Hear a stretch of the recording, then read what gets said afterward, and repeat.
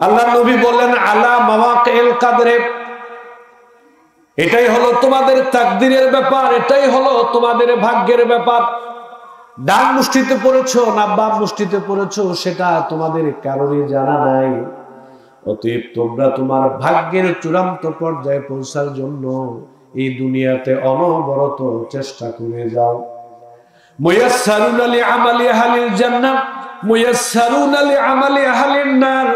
ডান মুষ্টিতে পড়েছো না বাম মুষ্টিতে পড়েছো, এটা বুঝার একটা আলামত আছে, বুঝার একটা নমুনা নিদর্শন আল্লাহর নবী বলে দিলেন।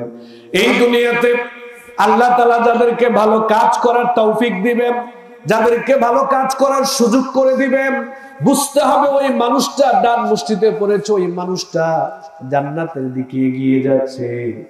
আর যাদের ভালো কাজ করার তৌফিক আল্লাহ তাআলা দিবেন না, ভালো কাজ করতে যাদের ভালো লাগে না, বুঝতে হবে ওই মানুষগুলো বাম মুষ্টিতে পড়েছে আর ওই মানুষগুলো জাহান্নামের দিকে এগিয়ে যাচ্ছে। নাউজুবিল্লাহ। তাহলে ওয়াজ এখানেই শেষ, এত ওয়াজের দরকার নেই। আমি একটা রাস্তা বলে দিলাম, পরিষ্কার। আপনি যদি ভালো কাজ করতে আপনার ভালো লাগে, 5 ওয়াক্ত নামাজ পড়তে যদি আপনার ভালো লাগে, হালাল খেতে যদি আপনার ভালো লাগে, পর্দা করতে যদি আপনার ভালো লাগে, তাহাজ্জুদ পড়তে যদি আমার ভালো লাগে, কোরআন তেলাওয়াত করতে যদি আমার ভালো লাগে, দান সাদাকা করতে যদি আমার ভালো লাগে, জিকির আজকার করতে যদি আমার ভালো লাগে, তাহলে বুঝতে হবে আমি কোন দিকে যাচ্ছি। বলেন কোন দিকে যাচ্ছি?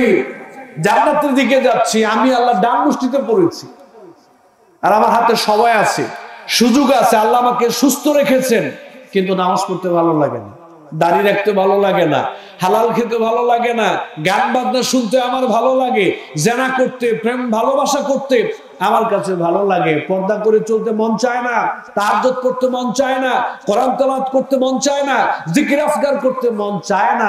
বুঝতে হবে আমি কোন দিকে যাচ্ছি, জাহান্নামের দিকে যাচ্ছি, আমি বাম মুষ্টিতে পড়েছি। তাহলে আজকের আলোচনার প্রথম পয়েন্ট আমি আপনাদেরকে যেটা ব্রেনে দেওয়ার চেষ্টা করলাম সেটা হলো, মানুষ যদি ভালো কাজ করতে পারে, ভালো কাজ করার তৌফিক যদি আল্লাহ কাউকে দেয়, বুঝতে হবে ওই মানুষটা আল্লাহ ডান মুষ্টিতে আছে, ওই জান্নাতের দিকে যাচ্ছে। কারণ আল্লাহ তাআলা যার কল্যাণ চান, যাকে ভালোবাসেন, যে জান্নাতি ব্যক্তি, ওই মানুষের জন্য আল্লাহ তাআলা ভালো কাজ করাটাকে সহজ করে দেন, পছন্দনীয় করে দেন। বলেন সুবহানাল্লাহ। যেমন এই যে শীতের সময় আসতেছে, অনেক মুরব্বী চাচারা দেখবেন, অনেক আল্লাহওয়ালা মানুষ আমাদের সমাজে আছে, এই প্রচন্ড শীতকে উপেক্ষা করে দেখবেন এই ঠান্ডা পানি দিয়ে উনি ঘুম থেকে উঠে ওযু করে তাহাজ্জুদের নামাজ পড়ে মসজিদে গিয়ে জামাতে সালাত আদায় করে। এরকম মুরব্বী মানুষ আছে না ভাই? বলেন আছে না? অথচ এই বয়সে উনি কিন্তু এটা করার কথা না, কিন্তু ওনার কাছে এটা করতে ভালো লাগে। কারণ আল্লাহ ওনাকে ভালোবাসেন, আল্লাহ তো ওনাকে করার তৌফিক দিয়েছেন। বুঝতে হবে এই মানুষটা জান্নাতের দিকে যাচ্ছে। সুবহানাল্লাহ। অতএব আমরা ভালো কাজ করব। আজকে এই ভালো কাজে আসতে পেরেছি, নিঃসন্দেহে এটা আল্লাহর পক্ষ থেকে আমাদের উপর একটা বিশেষ দয়া। এজন্য আমরা আবার বলি আলহামদুলিল্লাহ। আমি খুব গুরুত্বপূর্ণ একটা বিষয় নিয়ে আলোচনা করব, যে বিষয়টা আমাদের সবার সাথে কম বেশি জড়িত। খুব বেশি সময় আমি নেব না, সংক্ষিপ্ত পরিসরে একটা বিষয় নিয়ে আলোচনা করব। আমরা শেষ পর্যন্ত থাকার চেষ্টা করব। রাজি আছি তো ইনশাআল্লাহ? কারা কারা চলে যাবেন দেখি তো? কেউ যাবেন না? থাকবেন কারা কারা দেখি তো? লিল্লাহি তাকবীর, লিল্লাহি তাকবীর। মাশাআল্লাহ, আল্লাহ তাআলা কবুল করেন, বলেন আমিন। আমি আমার আলোচনা শুরু করছি। আগামী 1 বছরের ভিতরে হয়তো এরকম পরিবেশ আর আমরা পাবো না, আলেম ওলামারা ওইখানে হয়তো আর আসবে না। এই জন্য 1-1.5 ঘন্টার সময়কে একটু কষ্ট করা যাবে না ভাই? পারবেন না ইনশাআল্লাহ? আল্লাহ যেন তৌফিক দেন, বলেন আমিন। আমি আপনাদের সামনে সূরা নিসার 31 নং আয়াতে কারিমা তেলাওয়াত করেছি। অত্র আয়াতে কারিমায় আল্লাহ তাআলা বলেছেন, ইন তাজতানিবু কাবায়রা মা তুনহাউনা আনহু নুকাফির আনকুম সাইয়্যাতিকুম ওয়া নুদখিলকুম মুদখালান কারীমা।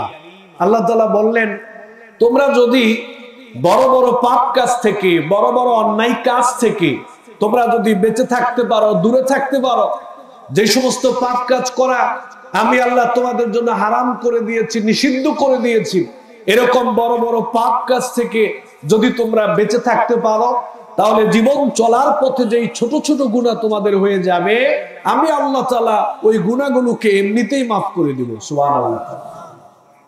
শর্ত হচ্ছে বড় বড় পাপ করা যাবে না, বড় বড় গুনাহ করা যাবে না। দেখুন, এই আয়াতে কারিমার দ্বারা একটা বিষয় পরিষ্কার, সেটা হলো পাপ দুই ধরনের। পাপ কয় ধরনের ভাই? দুই ধরনের পাপ। এক ধরনের পাপ হচ্ছে বড় বড় পাপ। এক ধরনের পাপ কি ভাই? বড় বড় পাপ। আর আরেক ধরনের পাপ হচ্ছে ছোট ছোট পাপ। এই যে আমাদের দ্বারা বড় বড় পাপ হয়ে যায়, আল্লাহ বললেন বড় বড় পাপ থেকে যদি বেঁচে থাকতে পারো, তাহলে ছোট ছোট পাপগুলোকে আমি আল্লাহ তাআলা মাফ করে দিব। ব্যাপারটা এরকম, আমি একটা উদাহরণ দিলে আপনারা বুঝতে পারবেন যে বড় বড় পাপ থেকে বেঁচে থাকতে পারলে ছোট ছোট পাপগুলো আল্লাহ কি করে যে মাফ করে দেন, একটা উদাহরণ দিলে আরো পরিষ্কার হবে। আপনাদের এই কিশোরগঞ্জ শহরে একজন কোটি কোটি টাকার মালিক, একজন ব্যবসায়ী আছে। উনি ওনার ব্যবসায়িক প্রতিষ্ঠানে একটা ছেলেকে ক্যাশের দায়িত্ব দিলেন, ম্যানেজারের দায়িত্ব দিলেন। ছেলেটা এতিম, তবে ভালো মানুষ, খুব বিশ্বস্ত মানুষ। আমরা কথা না বলি, এখন কথা বলি না, চাচা বসেন। এখন মালিক এই ছেলেটাকে খুব বিশ্বাস করে, ক্যাশের দায়িত্ব দিলেন, ম্যানেজারের দায়িত্ব দিলে তাকে বসাইলেন, পুরো দায়িত্বটাই দিয়ে দিলেন। হঠাৎ করে একদিন মালিক দেখে এই দোকানের কর্মচারী দোকানের ক্যাশ থেকে নগদ 10 টাকা চুরি করল। মালিক এটা দেখছে, দেখার পরে মালিক চিন্তা করলো আমার দোকানের কর্মচারী, আচ্ছা ঠিক আছে 10 টাকা চুরি করলে করছে, অসুবিধা নাই, আমার তো টাকার কোনো অভাব নাই। মালিক তাকে কিছু বললেন না। এর কিছুদিন পরে আবার এই দোকানের কর্মচারী দোকান থেকে নগদ 20 টাকা চুরি করলো। মালিক এটা দেখছে, তাও মালিক কিছু বলে না। মালিক চিন্তা করলো আমার তো কোনো কিছুর অভাব নাই, আচ্ছা ঠিক আছে 10 টাকা চুরি করলে করছে, কোনো অসুবিধা নেই। মালিক তাকে মাফ করে দিলেন, বুঝতেই দিলেন না যে মালিক তার অপরাধটা দেখেছে। এর কিছুদিন পরে আবার এই কর্মচারী দোকান থেকে নগদ 100 টাকা চুরি করলো। মালিক এইটাও দেখছে, কিন্তু মালিক তাকে কিছু বলে না। মালিক চিন্তা করে আমার তো কোনো কিছুর অভাব নাই, আচ্ছা 50 টাকা চুরি করলে করছে, 100 টাকা চুরি করলে করছে, কোনো অসুবিধা নাই। ওইদিকে কর্মচারী মনে করতেছে মালিক মনে হয় আমার চুরি দেখে নাই। আসলে কি তাই? মালিক দেখছে, কিন্তু ওরে বুঝতে দেয় নাই। মালিক তাকে মাফ করে দিয়েছে, তাকে বুঝতে দেয় নাই। এর কিছুদিন পরে আবার এই দোকানের কর্মচারী দোকান থেকে নগদ 500 টাকা চুরি করছে। মালিক এটাও দেখছে, কিন্তু মালিক কিছু বলে না। মালিক শুধু বলে আমার তো কোনো কিছুর অভাব নাই, আচ্ছা ঠিক আছে 1000 টাকা 500 টাকা চুরি করলে করছে, কোনো অসুবিধা নেই।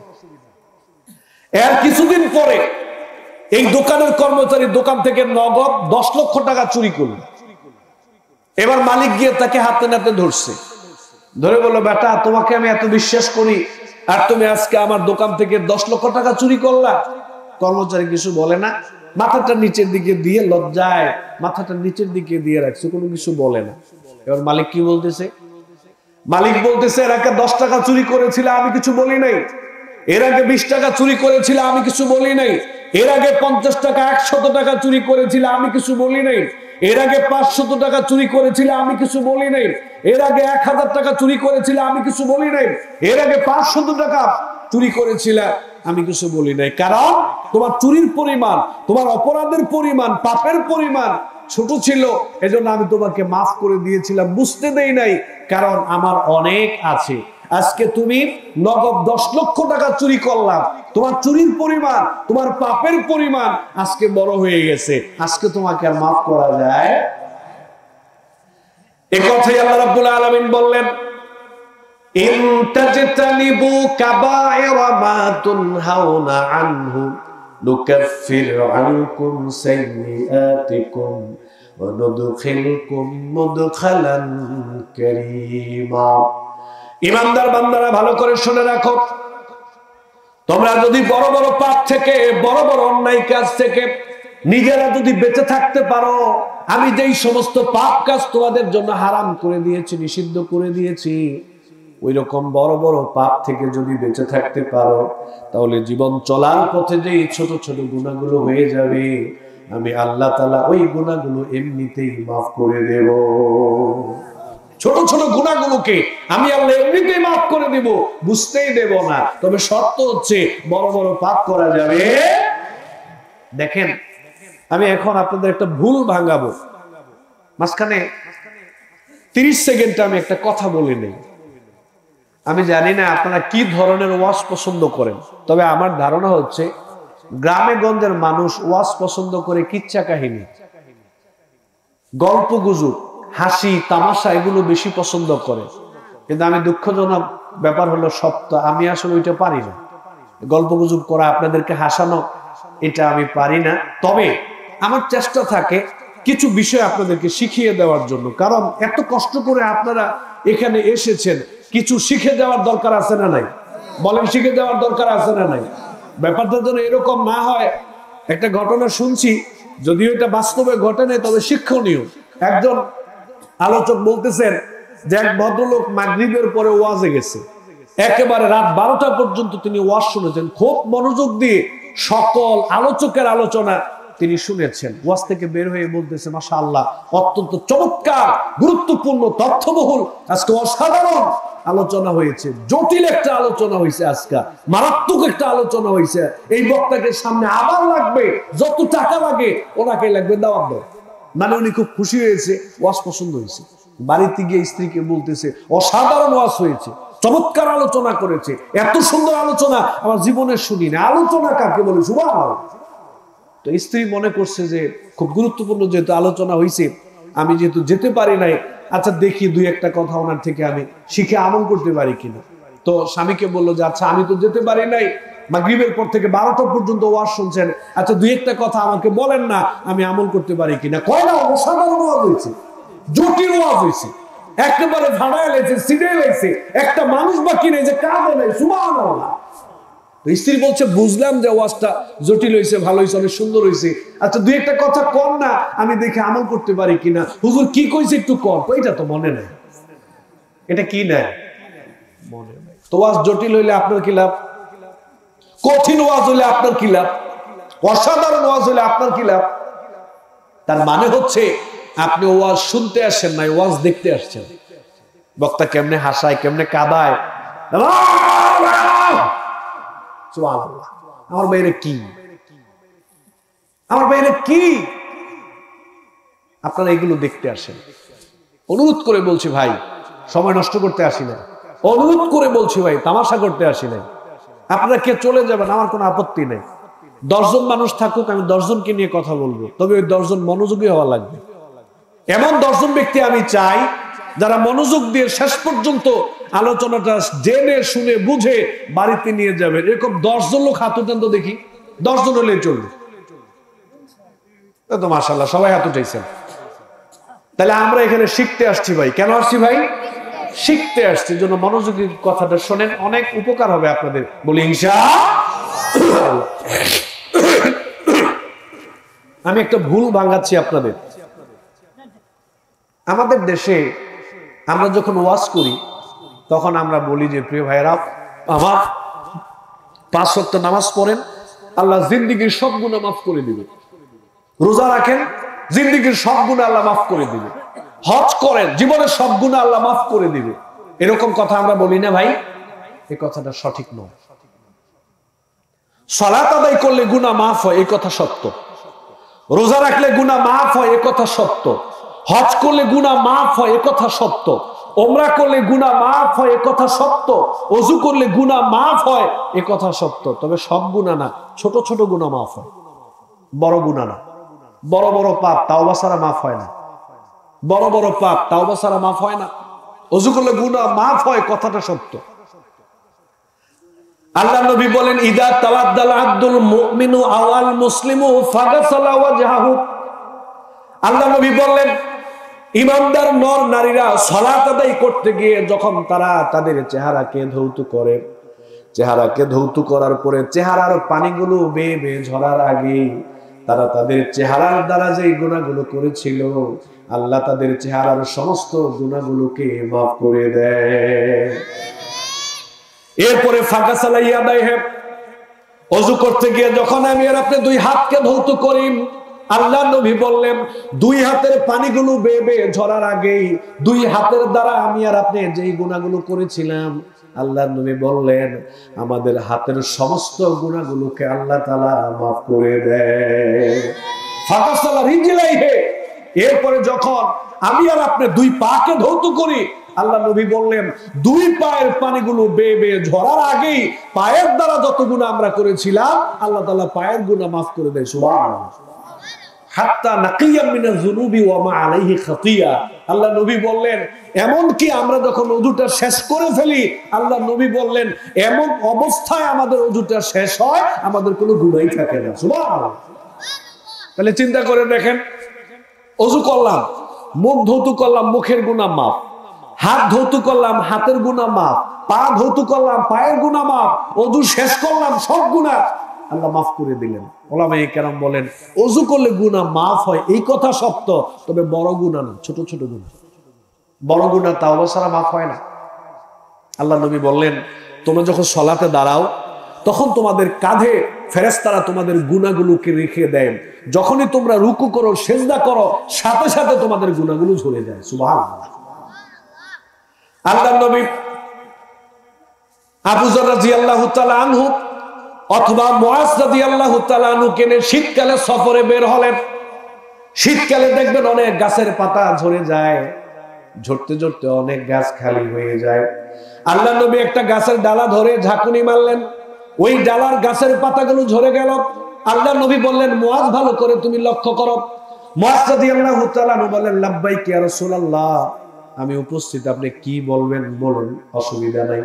আল্লাহ নবী বললেন মুআজ দেখো, এই যে শীতকালে গাছের পাতা যেমনি ভাবে সুন্দর করে ঝরে যায়, নতুন করে আবার পাতা ছাড়ে, ইমানদার নর নারীরা যখন সুন্দর করে ওযু করে 5 ওয়াক্ত নামাজ আদায় করে তাদের জীবনের সব গুনাহগুলো এমনি ভাবে ঝরে যায়। 5 ওয়াক্ত নামাজ পড়লে জীবনের গুনাহগুলো আল্লাহ তাআলা এমনি ভাবে ঝরিয়ে দেন। তাহলে 5 ওয়াক্ত নামাজ পড়লে আল্লাহ গুনাহ মাফ করে দেন, এই কথাটা সত্য, তবে সব গুনাহ না, ছোট ছোট গুনাহ। কি গুনাহ ভাই? ছোট ছোট গুনাহ। বড় বড় পাপ, বড় বড় গুনাহ তাওবা ছাড়া এগুলো মাফ হয়। রোজা রাখলেন গুনাহ মাফ হলো, হজ করলেন গুনাহ মাফ হলো, উমরা করলেন গুনাহ মাফ হলো, কিন্তু বড় বড় পাপ তাওবা ছাড়া আল্লাহ কি করেন না? মাফ করেন না। এবার আসেন কি কি পাপ তাওবা ছাড়া মাফ হয় না, এরকম বর্তমান সময়ে আমরা বেশি বেশি করে করি এরকম কিছু পাপ কাজ আমি উল্লেখ করছি, তাহলে আমাদের সাথে মিলে যাবে এই পাপ কাজের সাথে আমরা জড়িত কিনা। নাম্বার 1, আল্লাহর আসমানের নিচে জমিনের উপরে সবচাইতে বড় পাপ কাজ হচ্ছে আল্লাহর সাথে শরীক করা। সবচেয়ে বড় পাপ কাজের নাম কি ভাই? সবাই বলেন পাপ কাজের নাম কি? আল্লাহর সাথে শরীক করা। এর চাইতে বড় পাপ কাজ আল্লাহর দুনিয়ায় আর একটা না, এটা সবচেয়ে বড় পাপ কাজ, ক্ষমার অযোগ্য অপরাধ, এর চেয়ে বড় পাপ কাজ নাই।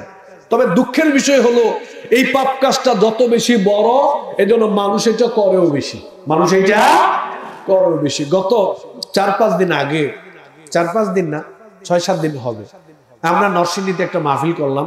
তো মাহফিল কমিটি বলল হুজুর আজকে আপনি শুধু আলোচনা করবেন শিরকের উপরে। বললাম কেন? হুজুর আমাদের আশেপাশে এমন অনেক মাজার হয়ে গেছে, ওই মাজারের পীর সাহেবরা যে গোসল করে ওই পানি এখন মানুষ নিয়ে খাওয়া শুরু করছে।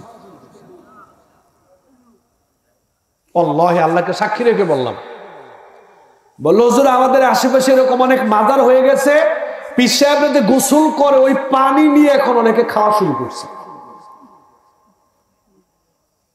মানুষ শিরিক করতে করতে তাদের মস্তিষ্ক এমন নষ্ট হয়ে গেছে, রুচি এত নিচে চলে গেছে, মানুষের গোসলের পানি খাওয়া শুরু করছে। তাদের কাছে কি আল্লাহর দাম আছে? কোনো দাম নাই। অথচ সবচেয়ে বড় পাপ হচ্ছে আল্লাহর সাথে শরীক করা। এর চেয়ে বড় পাপ আল্লাহর দুনিয়ায় একটাও নাই। ক্ষমার অযোগ্য অপরাধ। আল্লাহ রাব্বুল আলামিন বললেন ইন্নাল্লাহা লা ইয়াগফিরু আন ইউশরাকা বিহি ওয়া ইয়াগফিরু মা দুনা যালিকা লিমান ইয়াশা। নিশ্চয় যারা আল্লাহর সাথে শরীক করবে, অংশীদার করবে, আল্লাহর সাথে শরীক করার পরে, অংশীদার করার পরে তাওবা ছাড়া যদি কোনো মানুষ মারা যায়, আল্লাহ রাব্বুল আলামিন বললেন আমি কোনোদিন ওই মানুষের শিরকের গুনাহ মাফ করব না। কোন মানুষ আল্লাহর সাথে শরীক করার পরে তাওবা ছাড়া যদি কোনো মানুষ মারা যায়, আল্লাহ বলতেছেন আমি তার শিরকের গুনাহ কোনোদিন মাফ করব।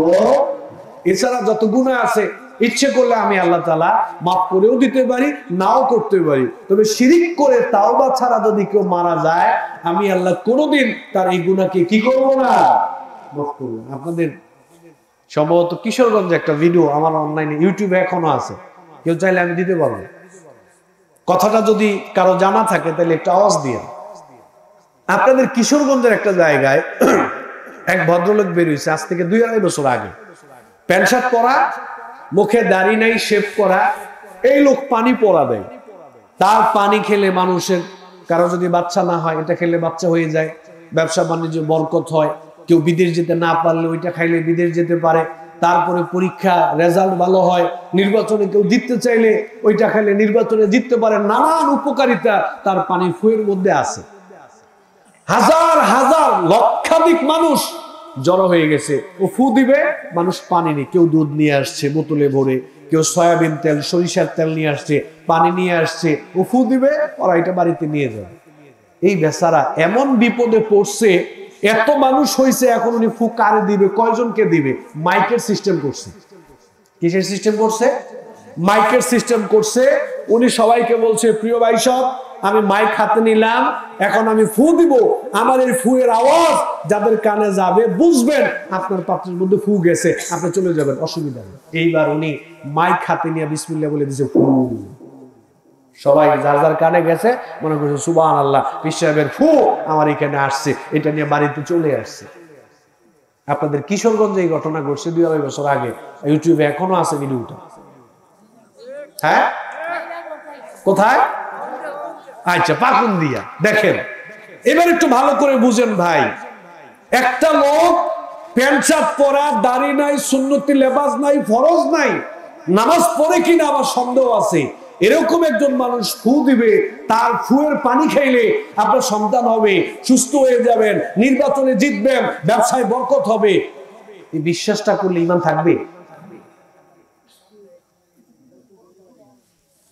প্রিয় ভাই সব, আল্লাহ বলতেছে শিরিক করে কেউ যদি তাওবা ছাড়া মারা যায়, আমি তার শিরকের গুনাহ কোনোদিন মাফ করব না, কোনোদিন না।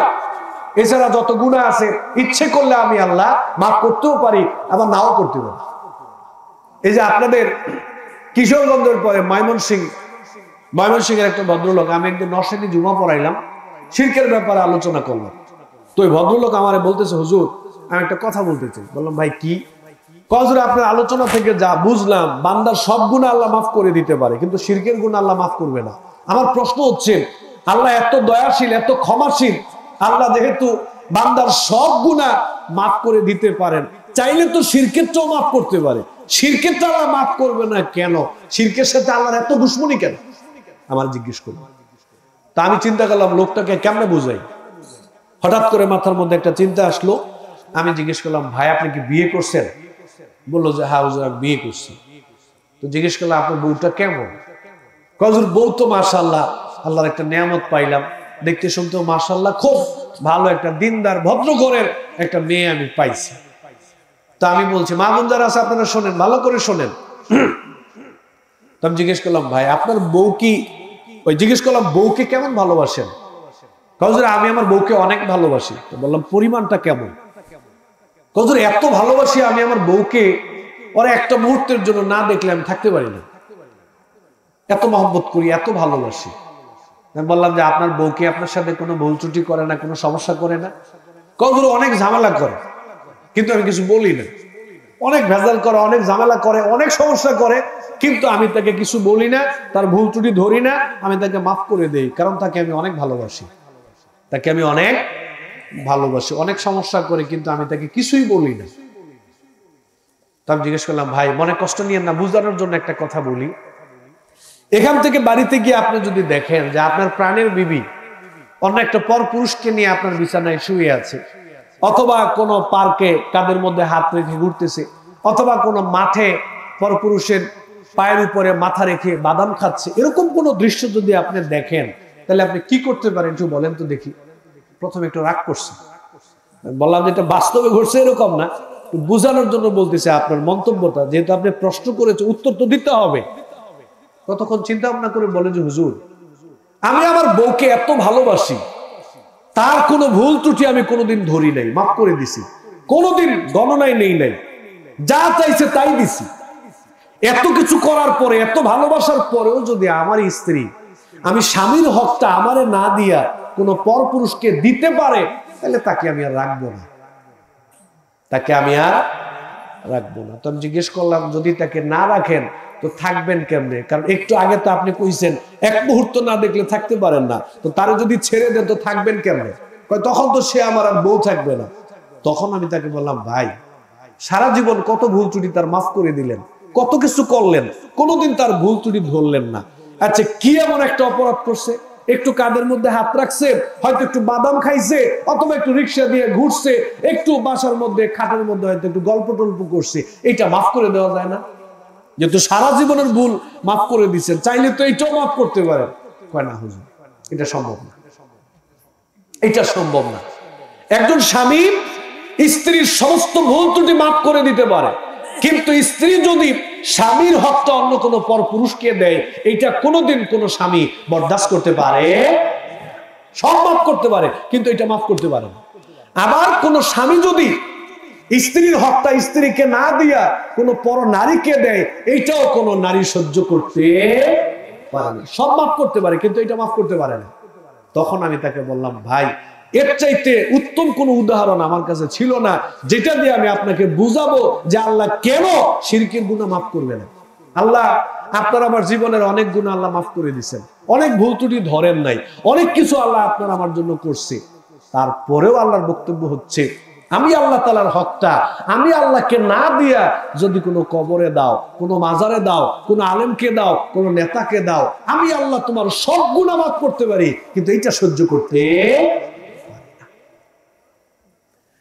এজন্য আল্লাহ রাব্বুল আলামিন বললেন, ইন্নাল্লাহা লা ইয়াগফিরু আন ইউশরাকা বিহি ওয়া ইয়াগফিরু মা দুনা যালিকা লিমান ইয়াশা। নিশ্চয় যারা আল্লাহর সাথে শরীক করবে, অংশীদার করবে, ওই মানুষগুলো যদি তাওবা ছাড়া মারা যায়, আল্লাহ রাব্বুল আলামিন বললেন, আমি তার শিরকের গুনাহ কোনোদিন মাফ করব না, কোনোদিন মাফ করব না। এছাড়া যত গুনাহ আছে ইচ্ছে করলে আমি আল্লাহ মাফ করেও দিতে পারি, আবার নাও করতে পারি। কথা শুনতেছেন আপনারা? একটু আমার দিকে তাকান তো ভাই। আমি বিশ্বাস করি আপনারা এখানে আওয়ামী লীগের লোকজন আছেন, বিএনপির লোকজন আছেন, জামাত ইসলামের লোকজন আপনারা থাকতে পারেন, আহলে হাদিসের ভাইরা থাকতে পারেন, হানাফি ভাইরা থাকতে পারেন, কোনো অসুবিধা নেই। আমি আপনাদের বিবেকের কাছে একটা বিষয় এখন ডেলিভারি দিচ্ছি, ভালো করে শুনুন। মূর্তি পূজা ইসলামে হালাল না হারাম? বলেন, হালাল না হারাম? মূর্তি পূজা করলে আল্লাহকে অপমান করা হয়, মূর্তি পূজা করলে আল্লাহকে অপমান করা হয়, আল্লাহর সাথে শরীক করা হয়। আমাদের দেশে এরকম অনেক মুসলমান আছে, 5 ওয়াক্ত নামাজ পড়ে, তাহাজ্জুদ পড়ে, উমরা করে, পর্দা করে, হজ করছে, মসজিদ বানাইছে, অনেক ভালো ভালো কাজ ওনারা করেন। বাংলাদেশে অনেক মানুষ আছে এরকম, দলমত নির্বিশেষে বলতেছি। যখন নির্বাচনটা আসে তখন আমি দেখি দলমত নির্বিশেষে অনেক রাজনৈতিক ব্যক্তিরা দুর্গার কাছে যায়, গিয়ে দুর্গাকে দুর্গা মা বলতেছে, তারপরে কপালে সিঁদুর দিচ্ছে, তারপরে দুর্গা মাকে সম্বোধন করতেছে নানান ভাবে। অর্থাৎ যেটা হিন্দু ভাইয়েরা দুর্গাকে যতটা সম্মান করে কথা বলে, যেভাবে দুর্গার প্রতি বিশ্বাস রেখে আবদার জানায়, অনেক রাজনৈতিক ব্যক্তি মুসলমানও দেখি, অনেক যুবক ভাইয়েরাও দেখি দুর্গার কাছে গিয়া হিন্দু ভাইদের মতো এরকম সম্মান জানায়, এরকম প্রার্থনা করে। এরকম মানুষ আছে না নাই? আমি দেখলাম আমার মোবাইলে ভিডিওতে দেখলাম একজন রাজনৈতিক প্রভাবশালী একজন রাজনৈতিক ব্যক্তি দুর্গা পূজা উপলক্ষে হিন্দু ভাইদেরকে নিয়ে ট্রাকের মধ্যে ও দুর্গাকে সামনে রেখে ও দুর্গা মিছিলে অংশগ্রহণ করে সবাইকে স্বাগতম জানাচ্ছে। একজন মুসলমান। আমাদের দেশে চলতেছে এগুলো। এবার আপনারা বলেন, দুর্গা পূজা করা হালাল না হারাম? হালাল না হারাম? এটা হিন্দু ভাইয়েরা করুক, আমাদের অসুবিধা নাই, এটা ওনাদের ধর্মীয় বিশ্বাস, ওনারা করতে পারে, আমরা বাধা দিতে পারি না। কিন্তু কোন মুসলমান, কোন ইমানদার, পরকালে বিশ্বাস করে, আল্লাহ বিশ্বাস করে, এরকম কোন মানুষ যদি জেনে শুনে সজ্ঞানে দুনিয়ার কোন স্বার্থকে সামনে রেখে ভোট কালেকশন করতে গিয়েও যদি কোনো ইমানদার দুর্গাকে সম্মান জানায়, দুর্গা পূজায় অংশগ্রহণ করে, ওইখানে গিয়ে দুর্গার কাছে কোনো প্রার্থনা করে, আল্লাহর কসম করে বলি ওই ইমানদার থাকতে পারবে? ও যাবে মুসলমান হয়ে, আসবে মুশরিক হয়ে, যাবে ঈমান নিয়ে, আসবে ঈমান রেখে। মূর্তি পূজা করা হারাম, আল্লাহর সাথে শরীক করা, আল্লাহকে অপমান করা হয়।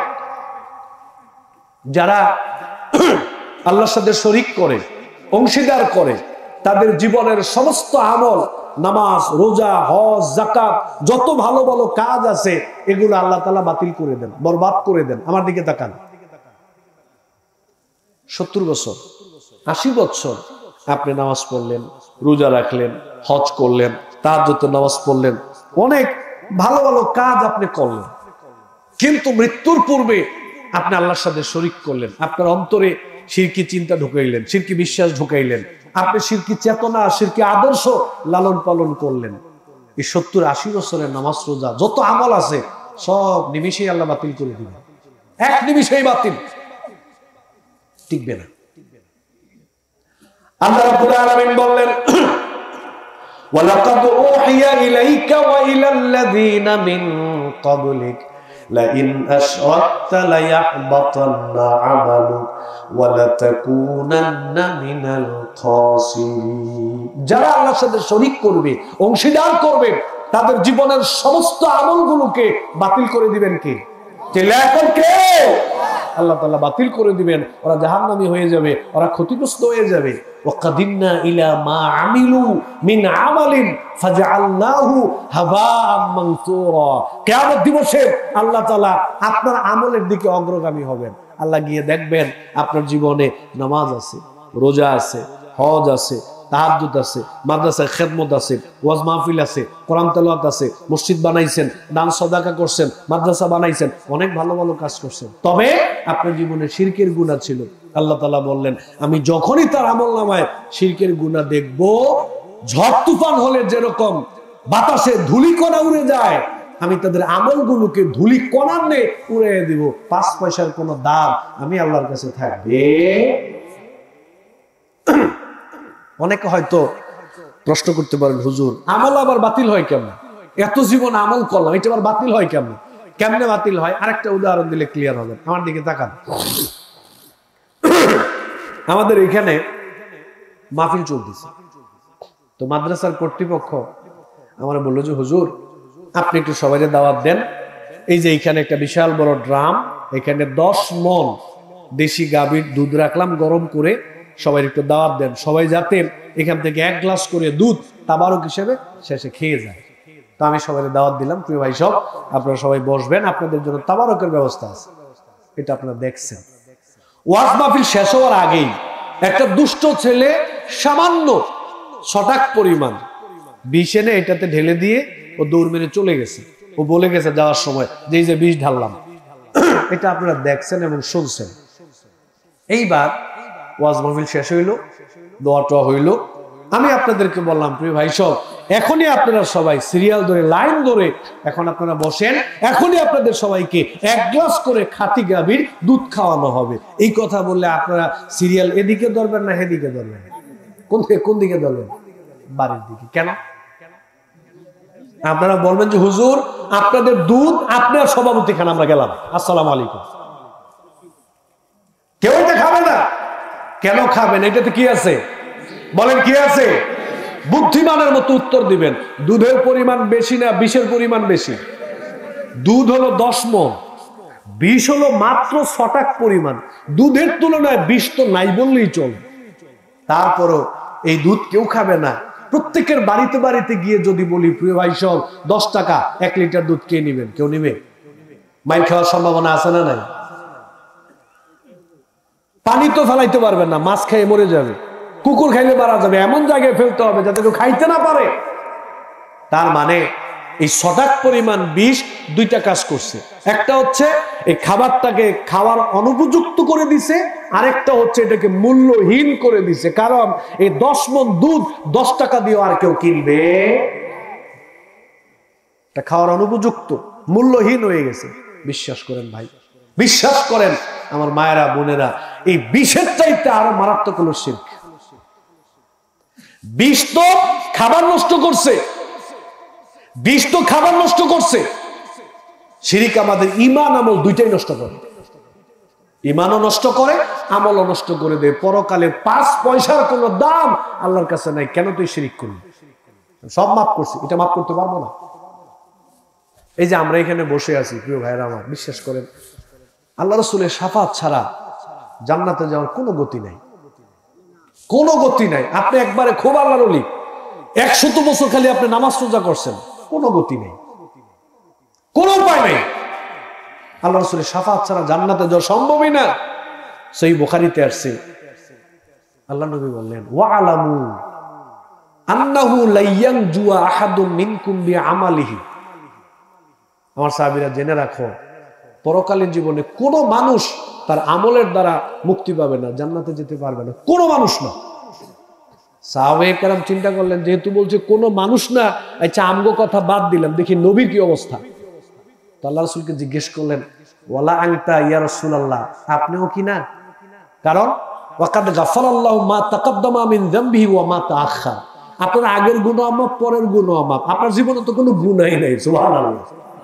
আমাদের কথা বাদ দিলাম, আপনার কথা কোন, আপনিও কি আল্লাহর দয়া ছাড়া মুক্তি পাবেন না? আল্লাহ নবী বলেন, ওয়ালা আনা ইল্লা আইয়াতাগাম্মাদানি আল্লাহু বিরহমাতিন মিনহু ওয়া ফাদলিন। পরকালীন জীবনে আল্লাহর দয়া অনুগ্রহ ছাড়া আমি নবীও মুক্তি পাবো না। সুবহানাল্লাহ। নবী নিজেকে দিয়ে বুঝাইলেন।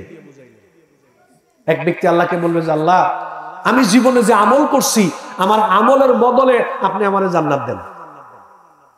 আল্লাহ বলবে যে, না, আমলের বদলে তো জান্নাতে যাওয়া সম্ভব না। বলবে, না আল্লাহ, আমি যে আমল করছি, আমলের কারণে আমি জীবনে অনেক আমল করছি, এটা দিয়ে আমারে জান্নাত দেন পুরস্কার হিসেবে।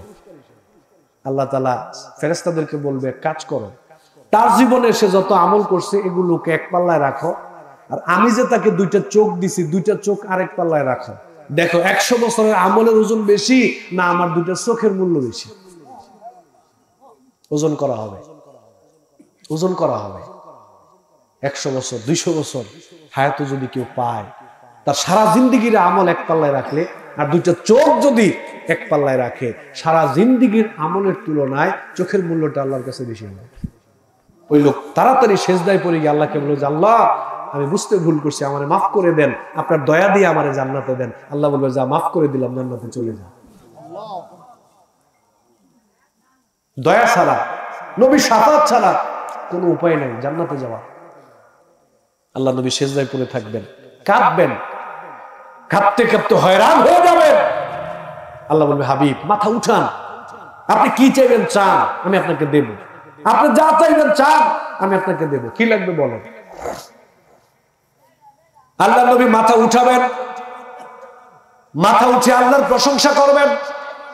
আল্লাহর প্রশংসা করে আল্লাহকে বলবে, রব্বুল আলামিন, দুনিয়ায় থাকতে যারা সরিষার দানা পরিমাণ ঈমান, জবের দানা পরিমাণ ঈমান, গমের দানা পরিমাণ ঈমান, অনুপরিমাণ ঈমান, পরমাণু পরিমাণ ঈমান নিয়ে যারা মৃত্যুবরণ করতে পেরেছিল, দয়া করে মেহেরবানি করে আমার ওই সমস্ত উম্মতগুলোকে আজকে আপনি মাফ করে দেন, তাদেরকে জান্নাত দিয়ে দেন। আল্লাহ রাব্বুল আলামিন বলবে, হাবিব জান, দুনিয়ায় থাকতে যারা সরিষার দানা পরিমাণ ঈমান, গমের দানা পরিমাণ ঈমান, জবের দানা পরিমাণ ঈমান, অনুপরিমাণ ঈমান, পরমাণু পরিমাণ ঈমান নিয়ে যারা মৃত্যুবরণ করতে পেরেছিল, জান আজকে আমি তাদের সবাইকে মাফ করে দিলাম। আজকে আপনি তাদের সবাইকে জান্নাতে নিয়ে যান, জান্নাতে নিয়ে যান, মাফ করে দিলাম, বের করেন জাহান্নাম থেকে, জান্নাতে নিয়ে যান। কি পরিমাণ ঈমান? জবের দানা পরিমাণ ঈমান, গমের দানা পরিমাণ ঈমান, সরিষার দানা পরিমাণ ঈমান, অনুপরিমাণ ঈমান, পরমাণু পরিমাণ ঈমান নিয়ে মরতে পারলে নবী সুপারিশ করবে। নবী আবার সেজদায় পড়ে যাবেন। আল্লাহ বলবে, হাবিব মাথা উঠান, কি চাইবেন চান, আপনাকে দেওয়া হবে। এবার নবী বলবে, রব্বুল আলামিন, দুনিয়ায় থাকতে যারা শুধুমাত্র লা ইলাহা ইল্লাল্লাহ এই কালেমার উপরে ঈমান রেখে যারা মরতে পেরেছিল, দয়া করে মেহেরবানি করে ওই মানুষগুলোকে আজকে আপনি মাফ করে দেন, ওদেরকে মাফ করে দেন। আল্লাহ তাআলা বলবে, হাবিব শোনেন, এটা আপনার ব্যাপার নয়, এটা আমি আল্লাহ তাআলার ব্যাপার। আমি আল্লাহ আমার ইজ্জতের কসম করে বলছি, দুনিয়ায় থাকতে যারা লা ইলাহা ইল্লাল্লাহ এই কালেমার উপর ঈমান রেখে যারা মরতে পেরেছিল, আমি আল্লাহ আজকে তাদের সবাইকে মাফ করে দিলাম। আপনি তাদের সবাইকে আজকে জান্নাতে নিয়ে যান। যা মাফ করে দিলাম, সবাইকে জান্নাতে নিয়ে যান। তাহলে একবার চিন্তা করেন, সরিষার দানা পরিমাণ ঈমান, গমের দানা পরিমাণ ঈমান, জবের দানা পরিমাণ ঈমান, অণু পরিমাণ ঈমান, পরমাণু পরিমাণ ঈমান, কালেমার প্রতি ঈমান নিয়ে যদি আমরা মরতে পারি, নবী আমাদের জন্য সুপারিশ করবে, শাফাত করবে। তবে নবী একটা শর্ত দিয়েছেন, ওয়াহিয়া লিমান মাতা লা ইউশরিকু বিল্লাহি শাইআ। শুনে রাখো, শুনে রাখো আমার উম্মতেরা, কেউ যদি আল্লাহর সাথে শরীক করে তাওবা ছাড়া মারা যাও, আমি নবী কোনোদিন তোমার জন্য সুপারিশ করব, আমি নবী কোনোদিন তোমার জন্য সুপারিশ করব না। তাহলে জবের দানা পরিমাণ ঈমান, গমের দানা পরিমাণ ঈমান, অণু পরিমাণ ঈমান, সরিষার দানা পরিমাণ ঈমান, পরমাণু পরিমাণ ঈমান, কালেমার প্রতি ঈমান নিয়ে মরতে পারলেও নবীর সুপারিশ কপালে জুটবে। কিন্তু পাহাড় পরিমাণ আমল করলাম, তবে আমার জীবনে শিরিক ছিল, নবী বলতেছে পাহাড় পরিমাণ আমল করলেও কোনো লাভ নাই, যেহেতু আল্লাহর সাথে শিরিক করছো, আমি নবীর শাফাত কপালে জুটবে। কত মারাত্মক অপরাধ, কত মারাত্মক অপরাধ! অথচ আজকে শিরিক করা ছাড়া মানুষ খুঁজে পাওয়া যাবে? ওই যে সকালবেলা, বিরক্ত হচ্ছেন না তো আপনারা?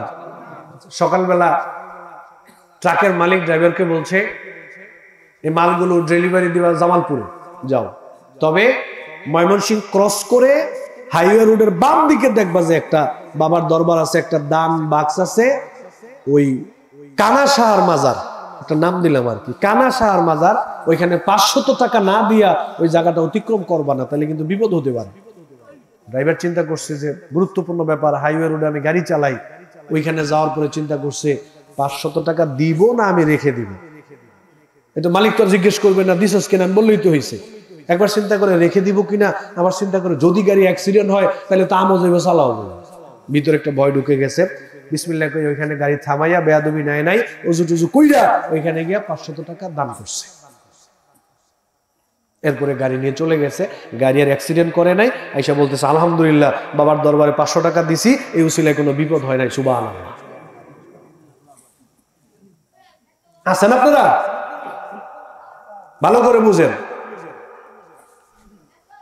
কথায় কথা টানে। মা বোন যারা আছেন ভালো করে কথা বুঝেন। এই জায়গায় 500 টাকা দিলে আপনার কোনো বিপদ হবে না, এই কথা কোরআন হাদিসের কোথাও নাই। বরং আল্লাহ নবী বললেন, তোমার ভাগ্যে যদি বিপদ লেখা থাকে, এই জায়গায় 500 টাকা দিলেও বিপদ হবে, না দিলেও, কারণ এটা ভাগ্য, এটা তাকদীরের ফয়সালা। আল্লাহর ফয়সালাকে দুনিয়ার কেউ চেঞ্জ করতে পারে না। তোমার ভাগ্যে যদি অ্যাক্সিডেন্ট থাকে, টাকা দিলেও হবে, না দিলেও হবে। আর যদি তোমার ভাগ্যে কোনো বিপদ লেখা না থাকে, দুনিয়ার সবাই মিলেও যদি চেষ্টা করে তোমার কোনো ক্ষতি করার, কেউ কোনো ক্ষতি করতে পারবে না। হেফাজত কে করবেন? হেফাজত কে করবেন?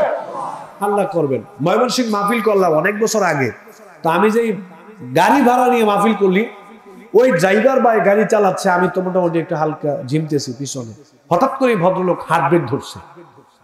জিজ্ঞেস করলাম কি ব্যাপার ভাই, কি হলো আপনি এরকম ব্রেক ধরলেন? হুজুর সামনে দিয়ে একটা সাদা বিড়াল গেছে। তো আমি বললাম সামনে দিয়ে সাদা বিড়াল গেছে, তো আপনার কি হয়েছে? কই আল্লাহ হুজুর কি কর, আপনি জানেন না? বুঝি ভাই কি হয়েছে? আগের মুরব্বীরা তো বলতো গাড়ির সামনে দিয়ে যদি রাত্রিবেলা সাদা বিড়াল যায় তো বুঝতে হবে সামনে বিপদ আছে। সামনে কি আছে? বিপদ আছে। বিড়াল আপনাকে বুঝাইছে সামনে বিপদ আছে। আমার একটু কৌতূহল জাগলো, একটু রসিকতা করে জিজ্ঞেস করলাম, তো বিপদ থেকে বাঁচতে হলে কি করতে হবে? কয় গাড়ি একটু পিছনে নিয়ে যদি আবার দেই তাহলে বিপদ থাকলেও চলে যাবে। বললাম বাহ, দারুণ সিস্টেম তো, তাহলে তো আল্লাহর দরকারই নেই। আল্লাহর দরকার আছে? নাউজুবিল্লাহ কর। আরে ভাই, তোমার ভাগ্যে যদি বিপদ লেখা থাকে, বিড়াল গেলেও বিপদ হবে, না গেলেও বিপদ হবে। আর যদি কোনো বিপদ লেখা না থাকে, দুনিয়ার সবাই মিলে চেষ্টা করলো, তোমার কোনো বিপদ হবে না। এর নাম ঈমান। এর নাম কি ভাই? বলেন এর নাম কি? তাকদীরের প্রতি ঈমান। আরো দুঃখজনক ব্যাপার হলো, কোনদিন কি আপনারা চিন্তা করছেন, এই যে যেই লোকটা কবরে মাজারে শুয়ে আছে, এই লোকটাকে যে আপনারা টাকা দিচ্ছেন, কোনদিন কি চিন্তা করেছেন এই টাকা যায় কই? এই টাকা কোথায় যায়? এই কবরে যে ব্যক্তি আছে সে কি টাকাটা পায়? বলেন সে কি টাকাটা পায়? তার পরিবারের কেউ পায়? বরং এই টাকা দিয়ে পরে গাঁজা খাওয়া হয়, হেরোইন খাওয়া হয়, মদ খাওয়া হয়, জানা ব্যভিচার আছে না নাই? গান বাজনা আছে না নাই? আমি আপনাদের বিবেকে এখন আমি একটা কথা দেব, আপনাদের বিবেকে আমি একটা কথা দেব। যদি আমার কথাটা ভুল হয়, একজন দাঁড়িয়ে বলবেন হুজুর আপনার কথা ভুল হয়েছে, আমার দিকে তাকান। আল্লাহ নবী বললেন, ইমানদার আল্লাহওয়ালা মানুষ যখন মারা যায়, যখন তাদেরকে কবরে রাখা হয়, রহমতের ফেরেশতা তাদেরকে উঠান। প্রথম প্রশ্ন হচ্ছে মা রব্বুকা, তোমার রব কে? আমার নবীউকা, তোমার নবী কে? আমার দীনুকা, তোমার দিন কি? বলো। তার জবান দিয়ে অটোমেটিক্যালি আল্লাহ উত্তর বের করে দিবেন। সে বলবে রব্বি আল্লাহ, নবীউনা দীনুনা ইসলাম, নবীউনা মুহাম্মাদুর রাসূলুল্লাহ সাল্লাল্লাহু আলাইহি ওয়াসাল্লাম। আমার রব আল্লাহ, আমার দিন ইসলাম, আমার সংবিধান ইসলাম, আমার জীবন ব্যবস্থার নাম ইসলাম, আমার নবী মুহাম্মাদুর রাসূলুল্লাহ। গায়েব থেকে আওয়াজ আসবে সাদাকা আব্দি, আমার বান্দা সত্য বলেছে। ফাফরিশুহু মিনাল জান্নাহ ওয়ালবিসুহু মিনাল জান্নাহ ওয়াফতাহু লাহু বাবান ইলাল জান্নাহ। আমার বান্দা সত্য বলেছে, তার গায়ের মধ্যে জান্নাতের পোশাক পরাও, তার কবরে জান্নাতের বিছানা বিছিয়ে দাও, আর জান্নাতের দিকে করে একটা দরজাকে কবরমুখী করে দাও, যাতে করে আমার বান্দা জান্নাতি পরিবেশে কবরের মধ্যে ঘুমিয়ে থাকতে পারে। ওর গায়ে জান্নাতের পোশাক পরাও, কবরে জান্নাতের বিছানা বিছাও, আর জান্নাতের দিকে করে একটা দরজা কবরমুখী করে দাও, যাতে জান্নাতি পরিবেশে ও ঘুমাইতে পারে। এরপরে ফেরেশতারা তাকে বলবে নাম কানাউমিল আরুস ইলা ইয়াউমি ইউবাসুন। এই ব্যক্তিকে ফেরেশতারা বলবে তুমি ঘুমাও বাসর সজ্জায়, দুলামিয়া বৌনিয়া যেরকম আরামে ঘুমায়, এই কবরে আজকে তুমি জান্নাতি পরিবেশে কিয়ামত পর্যন্ত আরামে ঘুমাতে থাকো। সুবহানাল্লাহ। তোমার ঘুম কিয়ামতের আগ পর্যন্ত আর কেউ ভাঙাবে না, কেউ ভাঙাতে পারবে না। ঘুমিয়ে যাবে এক ঘুমে কিয়ামত, এক ঘুমে কি? আচ্ছা, এই কথাটা মনে রাখেন।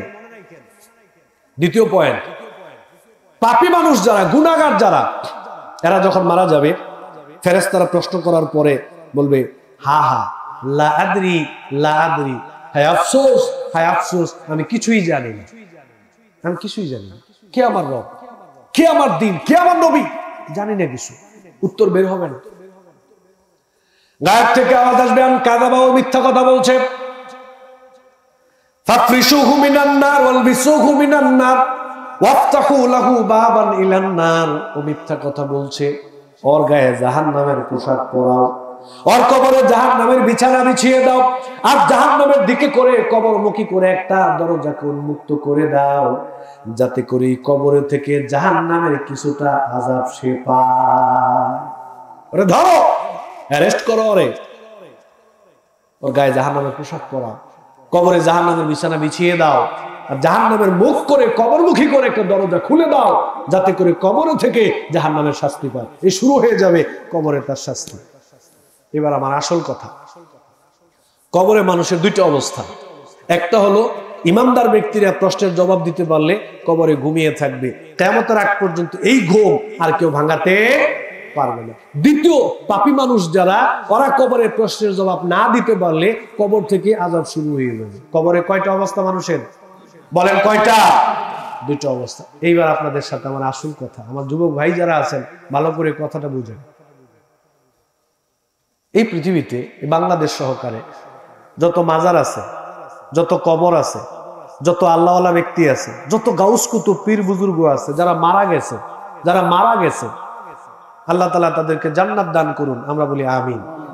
সবাইকে আল্লাহ জান্নাত দান করেন, বলেন আমিন।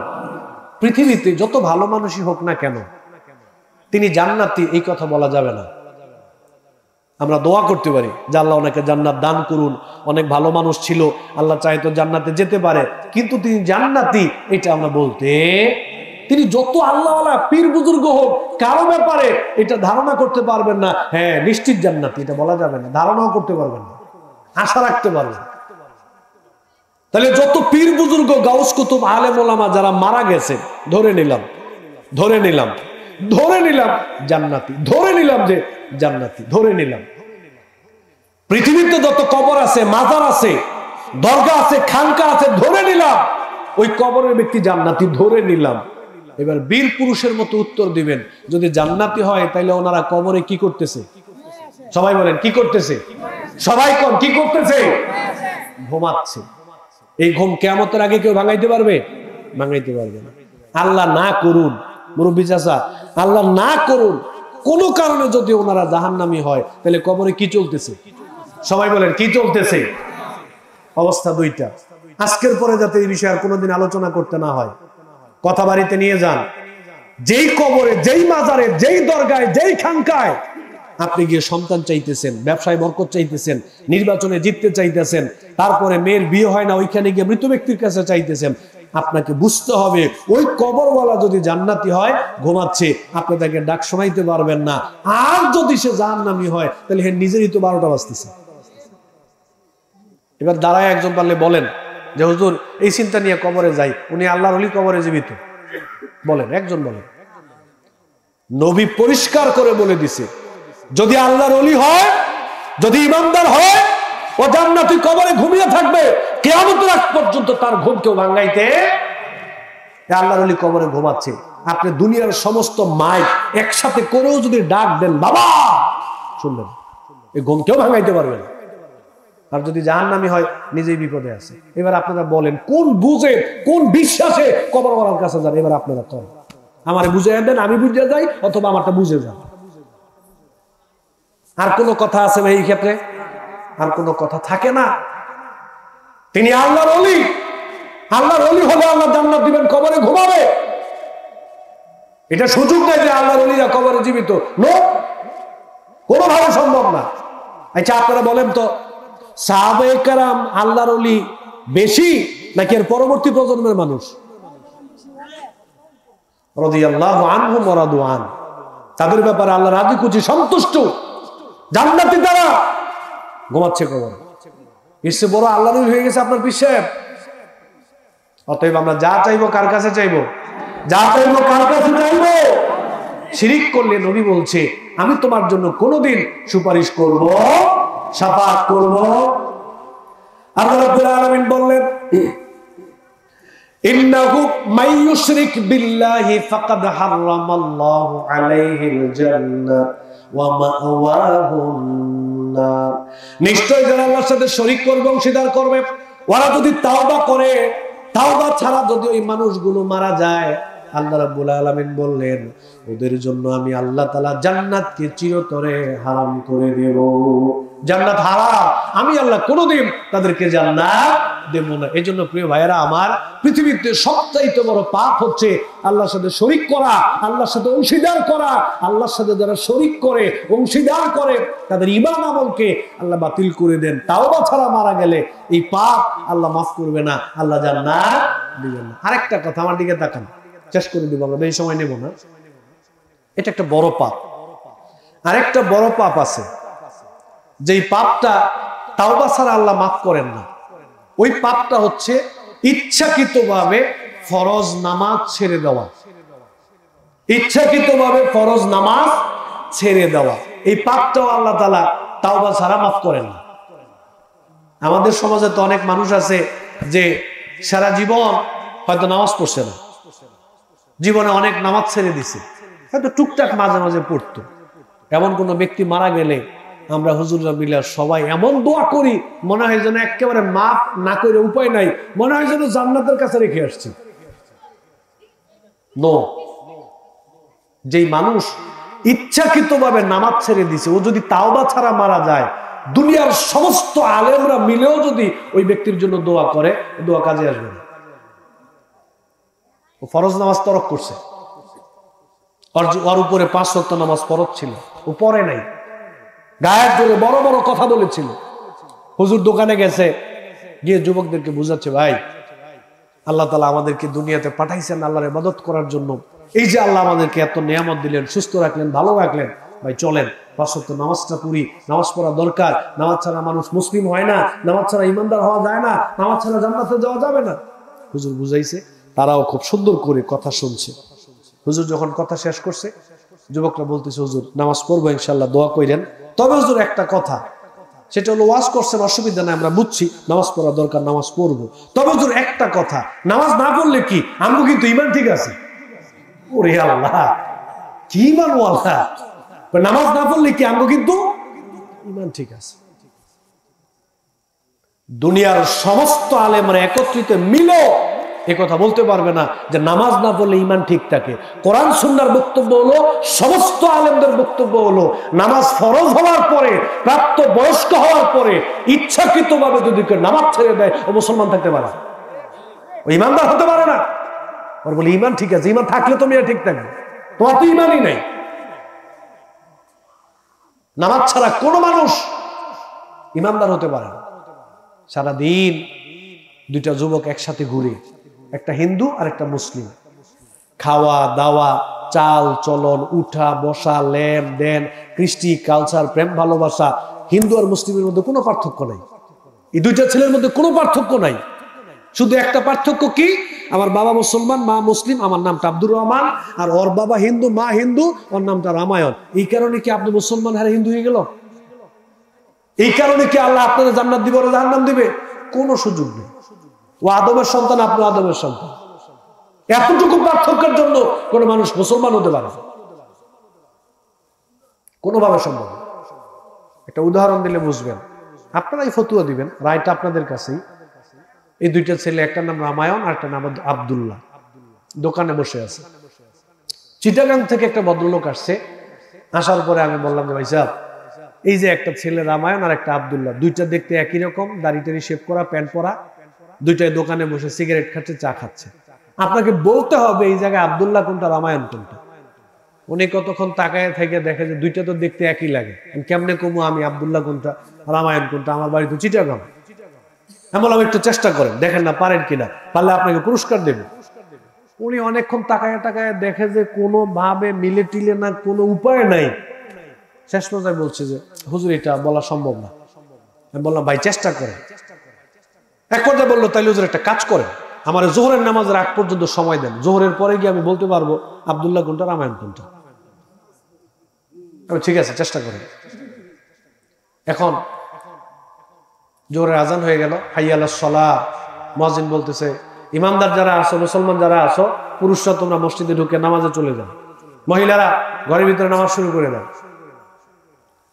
জোরে আজান দিছে, সমস্ত মুসল্লিরা চলে গেছে। ওই লোকটা তাকায় আছে, এখান থেকে কোনটা যায়? হিসাব বলেছে এটা হিন্দু, তো যাবে না, যেইটা যাবে চোখ বন্ধ করে হেঁটে আব্দুল্লাহ তাকায় আছে, দেখে যে একটাও যায় না। একামত হয়ে গেছে, একটাও যায় না। উনি গিয়ে নামাজ পড়ে আসে, দেখে দুইটা এনেই বসা।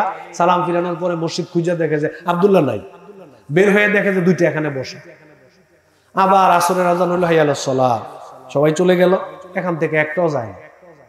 মাগরিব হলো, একটাও যায় না, দুইটা এখানে বসা, বোঝানোর জন্য বলতেছে। মাগরিবের পরে উনি আমার বলতেছে হুজুর আপনি তো আমার জিজ্ঞেস করছেন যে এখানে একটা ছেলে আব্দুল্লাহ, আর একটা রামায়ণ, একটা মুসলমান, একটা হিন্দু, এখন আমি বলতে পারবো এখানে মুসলিম কোনটা, হিন্দু কোনটা। আমি বললাম ভাই ঠিক আছে, অসুবিধা না, আপনি ঠান্ডা মাথায় বলেন।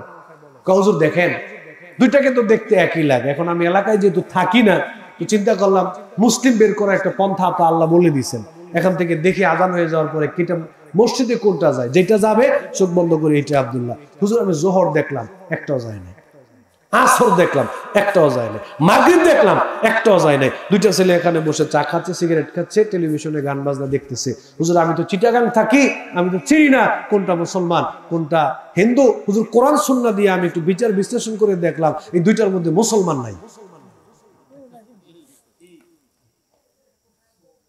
এই দুইটার মধ্যে মুসলমান নাই। হিন্দু কিনা আমি বলতে পারবো না, তবে দুইটার মধ্যে মুসলমান নাই। এবার আপনি ধরে নেন দুইটা কি, নাম আব্দুল্লাহ হলে মানুষ মুসলমান হয় না, আব্দুর রহমান হলে মুসলমান হয় না। এটা এরকম না যে ওই ভুইয়া পরিবারে জন্মগ্রহণ করলেন, ভুইয়া হয়ে গেছেন। খান পরিবারে জন্মগ্রহণ করলেন, খান হয়ে গেছেন। চৌধুরী পরিবারে জন্মগ্রহণ করলেন, চৌধুরী হয়ে গেছেন। এরকম না। ডাক্তারের ঘরে জন্ম হলেই কি ডাক্তার হয়ে যায়? আলেমের ঘরে জন্ম হলেই কি আলেম হয়ে যায়? না, ওরে পড়াশোনা করে ডাক্তার হইতে হয়, আলেম হইতে হয়, উত্তরাধিকারী সূত্রে পাওয়া যায় না। মুসলমানটা এরকম না যে বাবা মুসলমান, মা মুসলিমা নারী, মসজিদের পাশে জন্মগ্রহণ করছি, বাহ আমি মুসলমান হয়ে গেলাম, এরকম না। হুজুর এখানে মুসলমান নাই, আমার দৃষ্টিতে দুইটাই হিন্দু। আল্লাহ নবী বললেন, আল আহাদু আল্লাযী বাইনানা ওয়া বাইনাহুম আস-সালাত ফামান তারাকাহা ফাকাদ কাফার। ওই যে আব্দুল্লাহ এবং রামায়ণ দুইটা ছেলে বসে আছে, আল্লাহ নবী বললেন এই দুইটার মধ্যে কোনটা ইমানদার আর কোনটা হিন্দু, কোনটা মুসলমান, এটা কেমনে বুঝবা? আল্লাহ নবী বললেন, যেইটা আজান হয়ে গেলে মসজিদে চলে যাবে, নামাজে দাঁড়িয়ে যাবে, বুঝে নিবা ওইটা ইমানদার, ওইটা মুসলমান। আর আজান হয়ে যাওয়ার পরে যদি কেউ নামাজে না যায়, বুঝে নেবা ওই জায়গায় ইমানদার নাই, ওই জায়গায় মুসলমান নাই, ওই জায়গায় ইমানদার নাই, নামাজ পড়ে নাই। নামাজ ছাড়া আবার ইমানদার হয় কেমনে? আমার দিকে তাকিয়ে থাকেন। এটা হলো সাহাবায়ে কেরামের দল, এটা হলো কাফেরদের দল। আল্লাহ রাসূলের জামানায় দল কয়টা ছিল? দুইটা। একটা হলো সাহাবায়ে কেরামদের ইমানদারদের, আর একটা কাফেরদের দল। ডান সাইডে হলো ইমানদারদের দল, বাম সাইডে হলো কাফেরদের দল। ভালো করে বুঝেন। কানাত আসহাবু রাসূলিল্লাহি সাল্লাল্লাহু আলাইহি ওয়াসাল্লাম লা ইয়ারাউনা শাইআন মিনাল আ'মালি তারকু কুফরুন গায়রা সালাহ। সাহাবায়ে কেরামদের জামানায় কেউ যদি মুসলমান হওয়ার পরেও নামাজ ছেড়ে দিত, ইচ্ছাকৃতভাবে যদি কেউ নামাজ না পড়তো, সাহাবায়ে কেরাম মনে করতেন ও আর আমাদের দলে নাই, ও কাফেরদের দলে চলে গেছে। মূল্যায়নটা কি দিয়ে করতো ভাই? বলেন কি দিয়ে মূল্যায়ন করতো? নামাজ দিয়ে। নামাজ দিয়ে মূল্যায়ন করতো। সেই বুখারীতে আসছে, যদি নামাজ পড়তো বুঝতো যে হ্যাঁ ও আমাদের দলের ইমানদার। আর মুসলমানদের ভিতর থেকে কেউ যদি নামাজ ছেড়ে দিত, বুঝতো আর আমাদের দলে নাই, কাফেরদের দলে চলে গেছে। এই জন্য নামাজ ছাড়া কেউ মুসলমান হতে পারে? কোনোভাবে সম্ভব না। দেখেন না, ওই যে সৌদি আরবের উলামায়ে কেরাম, হানাফি জামাতের অনেক বড় বড় উলামায়ে কেরাম বলছেন, ইচ্ছাকৃতভাবে কেউ যদি নামাজ ছেড়ে দেয়, কাউকে বুঝানোর পরেও যদি সে নামাজ না পড়ে, এরকম কোন বেনামাজি মারা গেলে ওর জানাজার নামাজ নাই। ওর কি নাই? জানাজার নামাজ নাই। আপনার উত্তর দেন তো, 5 ওয়াক্ত নামাজের গুরুত্ব বেশি না জানাজার নামাজের গুরুত্ব বেশি? এবার আরেকটা উত্তর দিবেন, লুঙ্গির গুরুত্ব বেশি নাকি শার্টের গুরুত্ব বেশি? কোনটার গুরুত্ব বেশি? লুঙ্গির গুরুত্ব বেশি। যার কারণে লুঙ্গি নাই, যে লজ্জাস্থান ঢাকে নাই, ওরে আপনি যত দামি জামা কাপড়ই পরায় দেন না কেন, কোনো লাভ নেই। লুঙ্গিটা আগে পড়তে হবে, লজ্জাস্থানটা আগে ঢাকতে হবে। যার জীবনে ফরজ নামাজই নাই, হেরে আবার জানাজার নামাজ কিসের? ফরজ নামাজ হলো ফরজ, জানাজার নামাজ হলো নফল। ওর তো ফরজই নাই। যদিও আমাদের দেশে ফরজের চেয়ে নফল নিয়ে ঠেলা ঠেলিটা বেশি। চায়ের দোকানে বসে দুজন ঝগড়া লাগছে, আর বেটা তারাবির নামাজ 8 টাকা, আরেকজন কয় না তারাবির নামাজ আমাকে হুজুরে কইছে 20 টাকা, না আমাকে হুজুরে কইছে 8 টাকা। তুমুল ঝগড়া চলতেছে দোকানের মধ্যে, একজন 20 টাকা, একজন 8 টাকা। এদিকে মসজিদে ফরজ নামাজ শেষ। কি নামাজ শেষ? ফরজ শেষ। হে মারামারি লাগছে 8 টাকা না 20 টাকা, ফরজের খবর নাই। হে 8 টাকার দাম। আরে ভাই তুই 8 টাকা না পারো, 4 রাকাত পর, 10 রাকাত পর, 20 যদ্দুর ফরজ পর, অন্তত ফরজটা পর। ফরজের খবর নাই, নফল নিয়ে মারামারি। সাইদি সাহেব বলছিল, কয় এক লোক গল্প আর কি, কয়েক লোকের মোষ নাকি বড় ছিল। তো হে বলে মদ খাইতো, তো মদ খাওয়ার সময় বাম হাতে মোষ ধইরা ডাইলে নাকি খুব কষ্ট করে মদ খাইতো। এক মুরব্বী জিজ্ঞেস করলো, কিও মিয়া তুমি এত কষ্ট করে এই মদ খাও, ব্যাপারটা কি? কয় না হুজুরদের কাছে শুনছি মদ খাওয়ার সময় মোষে লাগলে নাকি মাকরু হয়। কি হয়? মাকরু হয়। ও খায় কি? হারাম। খায় কি? হারাম খাইতেছে, মাকরু ফতুয়া খুঁজতেছে। ফরজ নামাজ চলে যাইতেছে, খবর নাই। হে 8 টাকা তার 20 টাকা দোকানে মারামারি। তোমার ফরজের হিসাব আগে হবে। নবীজি বললেন বিচারের মাঠে, আমার দিকে তাকিয়ে থাকেন, আমি একটু প্র্যাকটিক্যাল ভাবে দেখাচ্ছে, অভিনয় করে। বিচারের মাঠে আপনাকে আমাকে আনা হবে। আল্লাহ তাআলা ফেরেশতাদেরকে বলবে, সিফাত হাসানের আমলের ফাইল আনবে।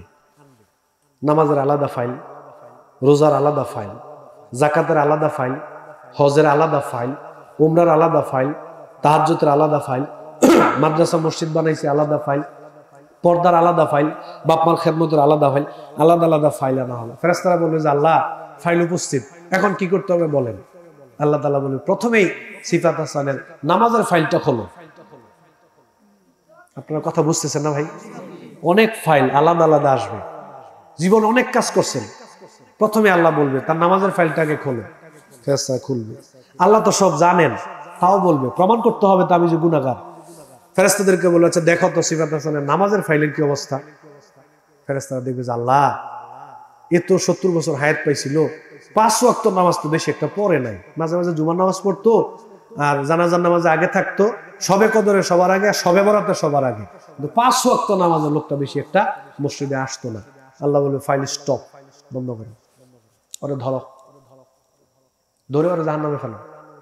ফেরেশতারা বলবে আল্লাহ তার জীবনে তো রোজা আছে, আল্লাহ তার জীবনে হজ আছে, আল্লাহ তো মসজিদ বানাইছিল, ও তো আল্লাহ যাকাত দিছিল, ও তো কোরআন তেলাওয়াত করছিল। আল্লাহ বলবে আর কোন আমল কাজে আসবে না, আরে ধরো জাহান্নামে ফেলে দাও।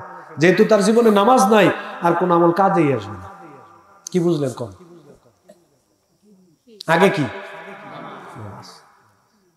ফাইন রুদ্দাত সালাতু রুদ্দাত সাইরু আমালিহি ওয়া ইন কুবিলাত সালাতু কুবিলাত সাইরু আমালিহি। নবীজি বললেন তার জীবনের 5 ওয়াক্ত নামাজ যদি আল্লাহর কাছে কবুল হয়, বাকি আমল কাজে আসবে। 5 ওয়াক্ত নামাজ যদি কবুল না হয়, বাকি কোনো আমল কাজে আসবে। এটা সিস্টেম। আল্লাহ রাব্বুল আলামিন বললেন, ইয়াতাসাআলুনা আনিল মুজরিমিনা মা সালাকাকুম ফি সাকার ক্বালু লাম নাকু মিনাল মুসাল্লিন। জান্নাত থাকবে উপরে, জাহান্নাম থাকবে নিচে। জান্নাতীরা প্রশ্ন করবে, কি ব্যাপার, তোমার নাম তো আব্দুল্লাহ ছিল, তোমার নাম তো আব্দুর রহমান ছিল, বাবা তো মুসলিম ছিল, মা তো মুসলিম নারী ছিল, মসজিদের পাশে তো তোমার বাড়ি ছিল, দোকানে বসে তো বলেছিলাম নামাজ না পড়লে কি আমাদের ঈমান ঠিক আছে, তোমাদের তো জাহান্নামে আসার কথা না, তাহলে আজকে জাহান্নামে তোমরা কেন আসলা বলো। তখন ওই মানুষগুলো বলবে, দুনিয়াতে অনেক কথা বলেছিলাম, অনেক কাজ করেছিলাম, তবে আজকে জাহান্নামে আসার 1 নাম্বার কারণ হলো আমরা দুনিয়ায় থাকতে নামাজ পড়ি নাই, 5 ওয়াক্ত নামাজ পড়ি নাই, যার কারণে আল্লাহ তাআলা আজকে আমাদেরকে জাহান্নাম দিয়েছেন। বিশ্বাস করেন ভাই, 2টা কথা বলবো, নামাজ ছাড়া মুসলমান হওয়া যায় না, আর নামাজ ছাড়া জান্নাতেও যাওয়া। এই জন্য তাওবা ছাড়া নামাজের গুনাহ মাফ হবে না। শেষ আরেকটা পয়েন্ট বলে 10-15 মিনিটে বক্তব্য শেষ করে দিব। আরেকটা পয়েন্ট হচ্ছে আমাদের মা বোনদের জন্য। মা বোনদেরকে বলতেছি, দেখেন আমার মায়েরা বোনেরা, আপনারা যারা ওয়াজ শুনতে আসছেন, আপনাদেরকে মনে রাখতে হবে বেশিরভাগ অধিকাংশ নারী জাহান্নামে যাবে বেপরদার কারণে। নারীরা বেপরদায় চলার কারণে বহু নারীকে জাহান্নামে চলে যেতে হবে। আমাদের দেশে ইন্না লিল্লাহি ওয়া ইন্না ইলাইহি রাজিউন। সবাই একটু দুরূদ শরীফ পড়েন। আল্লাহুম্মা সাল্লি আলা, আল্লাহুম্মা সাল্লি ওয়া সাল্লিম আলা নাবিয়িনা মুহাম্মদ, আল্লাহুম্মা সাল্লি ওয়া সাল্লিম আলা নাবিয়িনা মুহাম্মদ, আল্লাহুম্মা সাল্লি ওয়া সাল্লিম আলা নাবিয়িনা মুহাম্মদ। আমাদের দেশে অনেক নারীরা আছে, দেখবেন নামাজ পড়ে, রমজান মাসে রোজা রাখে, অনেক ভালো ভালো কাজ করে, কিন্তু পর্দা করতে মন চায় না, বেপর্দায় চলে। এরকম কত নারী আছে দেশে, সাহারি খাইছে, রোজা রাখবে, মাশাআল্লাহ সাহারি খাইছে, ফজরের নামাজ পড়ে ঘুমায় রয়েছে, 9টা 10টার সময় ঘুম থেকে উঠে খুব সাজুগুজু করে বাজারে বন্দরে গেছে, সারাটা দিন বেপর্দায় ঘুরে সন্ধ্যার সময় এসে একেবারে ইফতার টিফতার রেডি করে মাথার মধ্যে কাপড় টাপড় দিয়ে একেবারে সুন্দর করে ইফতারির সামনে নিয়ে বসে আছে, মনে হয় জীবন্ত আল্লাহর ওলি। 9টা থেকে 4টা পর্যন্ত বেপর্দায় দুনিয়াটা ঘুরে আসছে। এরকম নারী আছে না নাই? বলেন আছে না নাই? বেপর্দা নারী জাহান্নামে যাবে। নবীজি বললেন ইত্তালাতু ফিন নার, আমি জাহান্নামের দিকে তাকাইলাম, ফারাআইতু আকসারা আহলিয়ান নিসা, দেখলাম জাহান্নামের বেশিরভাগ সদস্য হচ্ছে নারী সমাজ। বেশিরভাগ সদস্য কি? নারী সমাজ। নারীদেরকে পর্দা করতে হবে, পর্দা ছাড়া নারীরা জান্নাতে যেতে পারবে না। এখন তো নারীরা পর্দার ব্যাপারে অনেক উদাসীন। পর্দার নামে বর্তমানে চলতেছে তামাশা। পর্দার সাথে কি চলতেছে? তামাশা চলতেছে। দেখবেন বুরকা পরছেন, খুব টাইট ফিট, একেবারে পারলে আরো টাইট ফিট বানাইতো, এরকম বুরকা আছে না নাই? খুব টাইট ফিট পাতলা কাপড়ের বুরকা বানাইছে, ডিজাইনের বুরকা বানাইয়া সাজুগুজু করে দেখবেন রাস্তাঘাটে চলাফেরা করে, এরকম মহিলা আছে না ভাই? নবীজি বললেন এই নারীরা জাহান্নামে যায়। এই সমস্ত নারীরা এই টাইট ফিট জামা কাপড় পরে রাস্তাঘাটে চলাফেরা করে, এদেরকে জাহান্নামে যাওয়া লাগবে। সিনফান মিন আহলিন নার লাম আরাহুমা কাওমুন, নবীজি বললেন দুই দল লোক জাহান্নামে যাবে, তাদের সাথে আমার সাক্ষাৎ হয় নাই। ওয়া নিসাউন কাসিয়াতুন আরিয়াতুন মাইলাতুন মুমিলাতুন কাসতিমাতুল বুখতিল মাইলা লা ইয়াদখুলুল জান্নাহ। আল্লাহ নবী বললেন এই সমস্ত নারীরা জামা কাপড় পরার পরেও তাদের সৌন্দর্য বোঝা যায়।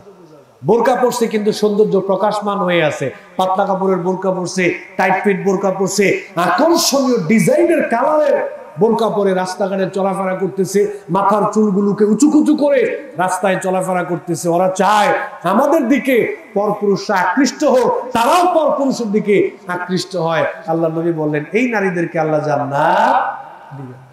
খালি বোরকা পরলেই পর্দা হয় না, বোরকাটা ঢিলে ঢালা হতে হবে, পাতলা কাপড়ের হওয়া যাবে না, খুব আকর্ষণীয় ডিজাইনের কালারের বোরকা হওয়া যাবে না। বোরকা আপনার ড্রেস আপ নয় যে মানুষের দেখায় বেড়াইবেন, বরং বোরকা হচ্ছে আপনাকে ঢেকে রাখার জন্য একটা আবরণ। ঠিক কিনা বলে? ঠিক কিনা? কিন্তু আমাদের সমাজে তো এখন এটা হয় না। বর্তমান সময়ে পাপ কাজ, অন্যায় কাজ, এরপরে যে সমাজে ইফটিচিং হয়, আমি তো বলি ইফটিচিং হওয়ার জন্য নারীরা দায়ী। ইফটিচিং এর জন্য আগে নারীরা দায়ী। কেমনে?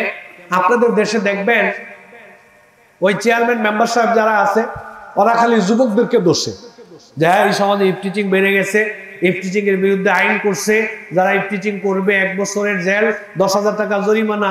এরপরে পুলিশ ভাইয়েরা মিটিং টিটিং করে ইফটিচিং এর ব্যাপারে যাত্রীদের সচেতন করে, এরকম আছে না ভাই? আচ্ছা, মূলত ইফটিচিং এর জন্য প্রথমে যুবকরা দায়ী না, আমার নজরে মেয়েরা দায়ী, বেপরদা নারীরা। কিভাবে দেখেন, আপনাদের রাস্তার পাশে দুইটা মেয়ে দুষ্ট টাইপের, খুব সাজুগুজু করে, ঠোঁটে গালে ধুলাবালি লিপস্টিক মাইখা রাস্তা দিয়ে যাচ্ছে, পাতলা কাপড়ের জামা টামা পইরা। তো সামনে দুইটা ছেলে একেবারে ভাবসাব নিয়ে, সানগ্লাস দিয়ে ভাবসাব নিয়ে দাঁড়ায় রয়েছে, এতিমের মতো ভাবসাব নিয়ে দাঁড়ায় রয়েছে। দুইটা মেয়ে দেখছে যে সামনে দুটো সুন্দর ছেলে দেখা যায়। কিছু কিছু শয়তান টাইপের মেয়ে দেখবেন একটু ভাবসাবলা ছেলে দেখলে তারা উজায়। কি করে? তারা উজায়, একটা আরেকটারে ধাক্কায়, আরেকটারে ধাক্কায়, খোঁচা মারে, ওর না একবার এমনে দেয়, আবার হেমনে দেয়, মানে বুঝাইতেছে যে আমরা আসতেছি, আমগরে তোরা ইফটিচিং করিস। এরকম শয়তান টাইপের মেয়ে আছে না নাই? বলেন আছে না নাই? আছে। এই দুইটা মেয়ে সামনে গেল, যুবকরা দেখে খুব বাজে কথাবার্তা বললো, ছেলেরাও মজা পাইলো, মেয়েরাও মজা পাইলো, চলে গেল। পরের দিন আবার এই দুইটা মেয়ে একেবারে কালো ঢিলে ঢালা বোরকা পরে সুন্দর করে সাজুগুজু করে একেবারে এই আপনার চশমা টশমা দিয়ে রাস্তা দিয়ে যাচ্ছে। আগের দিনের দুইটা যুবক ওই জায়গায় দাঁড়ানো, তারা চিন্তা করলো যে এই দুইটা ভদ্র মহিলা আসতেছে, কোনো হুজুরের মেয়ে বা ওয়াইফ কিনা, ওরা আগেই রাস্তাঘাট ছেড়ে দিছে। আচ্ছা আপনারা বলেন তো, এই যে দুইটা মেয়ে ব্যাপারে ওরা বললো যে কোন হুজুরের ওয়াইফ বা কিলেম দেন, এই দুইটা কি এই কোন হুজুরের ওয়াইফ বা ভালো মানুষ না গতকালকে শয়তান দুইটা? তাহলে গতকালকে যুবকরা তাদেরকে ইফটিচিং করলো, বাজে কথা বললো, আর পরের দিন এই যুবকরাই এই দুইটা মেয়েকে সম্মান করলো। বলো তো কিসের কারণে? কিসের কারণে? আগের দিন যুবকরা তাদেরকে বাজে কথা বলছে, খারাপ কথা বলছে, কারণ তাদের মধ্যে পর্দা ছিল না। আর পরের দিন এই যুবকরা তাদেরকে সম্মান করছে, কারণ তাদের মধ্যে কি ছিল? পর্দা ছিল।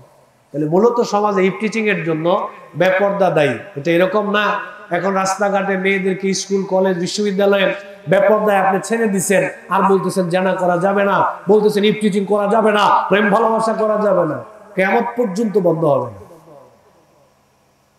ওই পদ্মা নদী থেকে এক ভদ্রলোককে ইলিশ মাছ আনছে, এক দেশ ইলিশ মাছ আইনা সয়াবিন তেল দিয়ে সুন্দর করে ভাজছে, ভাইজা এই মাঠের মধ্যে সরাইয়া ছিটায় ফালাই দিছে, ফালায় রাইখা বিড়ালের বিরুদ্ধে আইন করছে। কোনো বিড়াল যদি এখান থেকে ইলিশ মাছ খাওয়া তো দূরের কথা, ইলিশ মাছের দিকে চোখ তুলেও যদি কোনো বিড়াল তাকায়, এই বিড়ালের 10 বছরের জেল। বিড়াল চিন্তা করবে তুমি আমার 10 বছরের জেল দাও আর 20 বছর দাও, দিও, আগে ইলিশ খেয়ে। আপনি রাস্তাঘাটে ইলিশ মাছ ভাইজা ফালায় রাখবেন আর বিড়াল খাবে না, এইটা হইতে পারে না। আল্লাহর বক্তব্য হলো বিড়াল থেকে যদি তুমি ইলিশ মাছকে রক্ষা করতে চাও, কোনো আইনের দরকার নাই, আমি আল্লাহ একটা আইন দিলাম, ওইটা বাস্তবায়ন করো। একটা থালা আইনা ইলিশ মাছগুলোকে ঢেকে দাও, বিড়াল খাইতে মন চাইবে কিন্তু খেতে পারবে। এ কথা আল্লাহ রাব্বুল আলামিন বললেন, ওয়াকারনা ফি বুয়ুতিকুন্না ওয়ালা তাবাররাজনা তাবাররুজাল জাহিলিয়াতিল উলা। নারীদেরকে আল্লাহ তাআলা বললেন, নারী সমাজ ভালো করে শুনে রাখো, আবরণের ভিতরে থাকো, পর্দার ভিতরে থাকো, নিজেদের রূপ লাবণ্য সৌন্দর্য প্রকাশ করে রাস্তাঘাটে বের হবে না। আমি আল্লাহ তাআলা তোমাদের জন্য পর্দা করাতে বাধ্যতামূলক করে দিলাম। পর্দা তোমাদের জন্য বাধ্যতামূলক। খবরদার রাস্তাঘাটে বেপরদায় চলাফেরা করবা না, টাইট ফিট বোরকা পরে বের হবে না, পাতলা কাপড়ের বোরকা পরে বের হবে না, সাজুগুজু করে পাতলা কাপড়ের জামা কাপড় পরে রাস্তাঘাটে চলাফেরা করবা না। স্কুলে যাবে পর্দা করে যাবে, কলেজে যাবে পর্দা করে যাবে, মাদ্রাসায় যাবে পর্দা করে যাবে, বেড়াতে যাবে পর্দা করে যাবে, তবে টাইট ফিট জামা কাপড় পরা যাবে না। মা বোনদেরকে বলতেছি, অনুরোধ করে বলি, আপনারা পর্দার ভিতরে থাকবেন। বেপর্দায় চললে আল্লাহ তাআলা জান্নাত দিবেন না, আমাদেরকে জাহান্নামে চলে যাওয়া লাগবে। এরকম অনেক কাজ আছে, সুদের লেনদেন করা, ঘুষের লেনদেন করা, নেশায় জড়িয়ে যাওয়া, গীবত করা, কত ধরনের অপরাধ আছে। প্রায় 150-এরও বেশি বড় বড় এরকম অনেক গুনাহ আছে যেগুলো আমরা করি। আরো অনেক গুনাহ আছে, শত শত গুনাহের কাজ আজকে আমরা করতেছি। এই জন্য প্রিয় ভাই সব, আমাদের উচিত হবে বড় বড় পাপ সম্পর্কে জেনে ওই সমস্ত পাপ কাজগুলো থেকে নিজেদেরকে বিরত রাখা, পাশাপাশি বড় বড় পাপের জন্য আল্লাহর কাছে তাওবা ইস্তেগফার করা।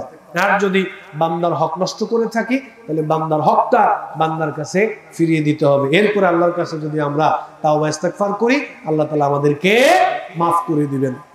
যত বড় গুনাহই করি না কেন, মৃত্যুর আগে যদি তাওবা করতে পারি, শিরকের গুনাহ সহ আল্লাহ সব মাফ করে দিবে। কিন্তু তাওবা ছাড়া মারা গেলে কোনো গুনাহ মাফ হবে না।